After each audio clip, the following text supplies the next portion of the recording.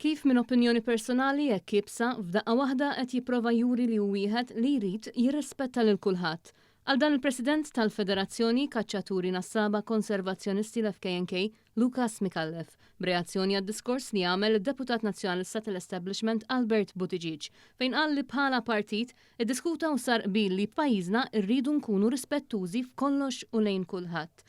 Mikallef spjega kif dan jikkuntrasta sew għal dak li kien qal Buttigieg brabta ma' attività li kienet għamlet l-FKNK fejn sejjaħ il-kaċċaturi Maltin u Għawċin bħala barbari bis-senter. F'kitba fuq Facebook Mikallef sostna kif ma jistax ma jsemmix l-ewwel diskors tal-istess Buttigieg fil-Parlament fejn kien ħada għatta bla ħabel kontra l-kaċċaturi u n-nassaba. Spjega kif dak iż-żmien l-istess FKNK kienet talbet għal laqgħa permezz ta' ittra miftuħa lil kap tal-Partit Nazzjonalista ta' dak iż-żmien. Iżda ġew kompletament injorati. Fil-messaġġ tiegħu qal kif lura f'Mejju li għadda waqt intervista televiżiva l-istess Buttigieg qal li bħalma kien sar bil-pjena kapitali l-istess għandu jsir mill-attivitajiet tal-FKNK. Mikallef jirrimarka li dan ifisser li Buttigieg rid il-kaċċa u l-insib jiġu aboliti.